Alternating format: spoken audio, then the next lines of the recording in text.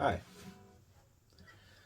So I'd like to go over just some really nice chords and the connections, nice progressions that can be used with some of these voicings. And we'll stick with the 2, 5, 1, and a 6.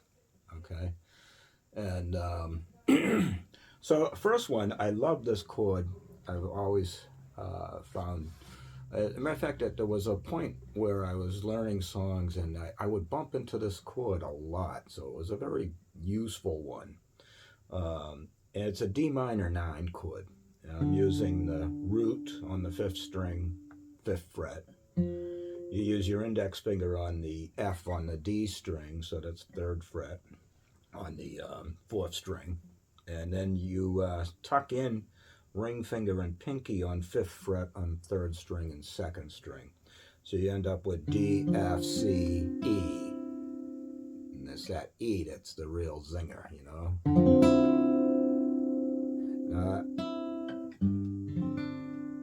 Let's say I took that down to this, which is a G7 sus4, right? Most people would know G7 like this, right? But we're going to use that C substitution on the 4. So in other words, so we got root here, G, D, F in the bar. Pinky's taking care of that C, and then we still have a little bit of D left over on the 2nd string there. So okay, so I'll bring you back through that. We got a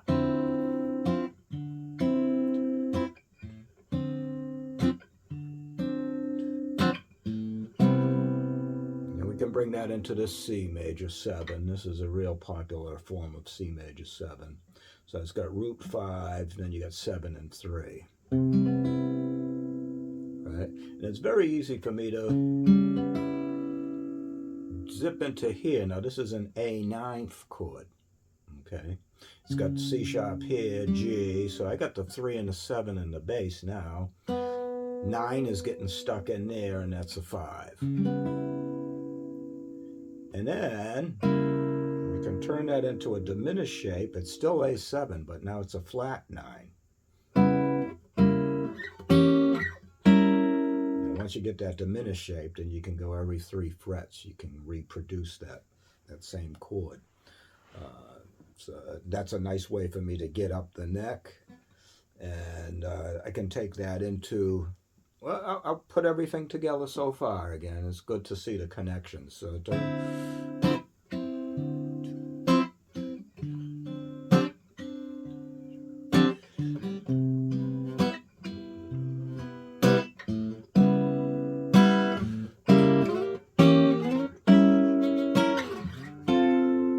can fit into a D minor 9 like this. All I really need is a partial bar. Right? I could do it like this. Here's G7 sus4 again. So I've got 5 in the bass. Got C here, that's the 4. F there, that's the flat 7, and there's the root.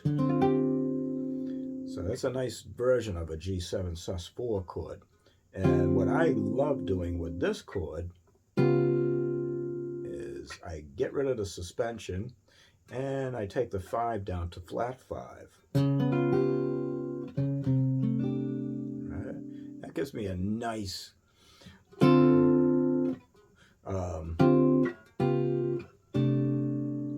so I get some really cool little connections there.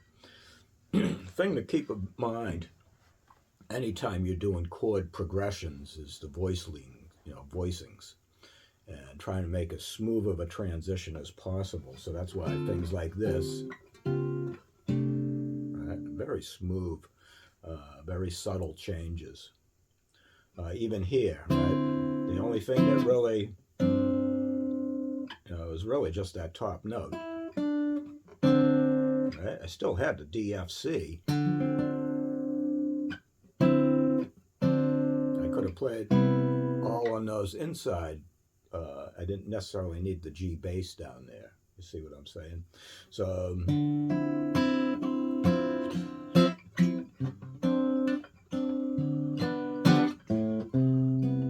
there I resolved the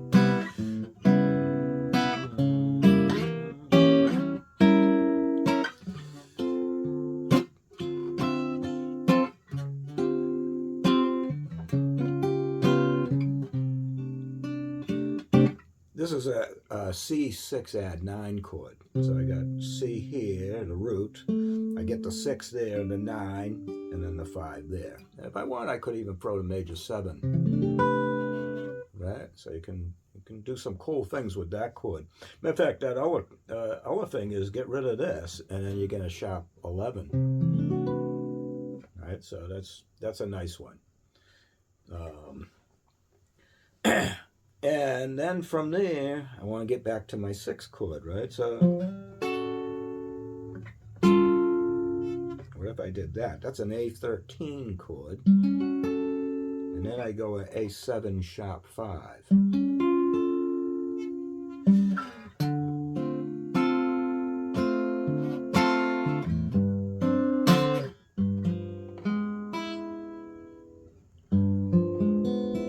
That's another really nice G7 voicing there, and it's got the flat 9 in it here.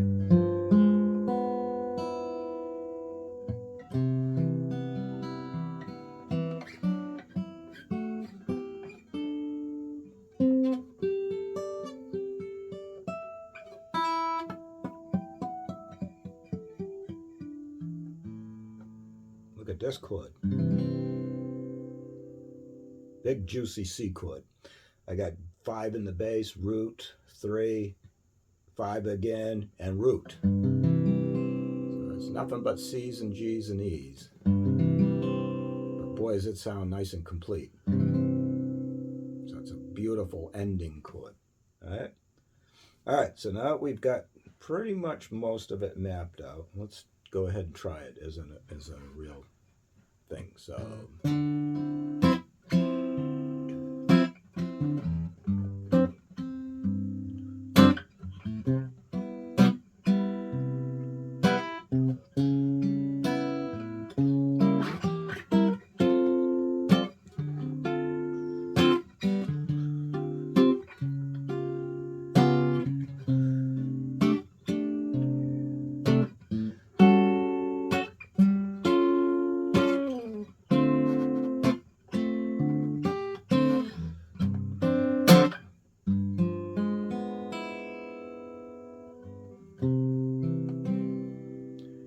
Here's some triad pairs. So if I do C chord, D chord, C chord, D chord, C chord, D chord.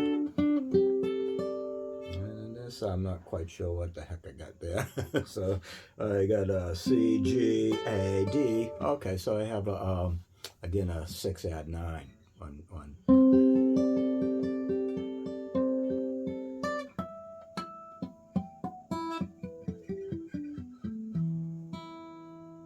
And big chord. There you go. There's some nice voicings. Enjoy and have fun with them.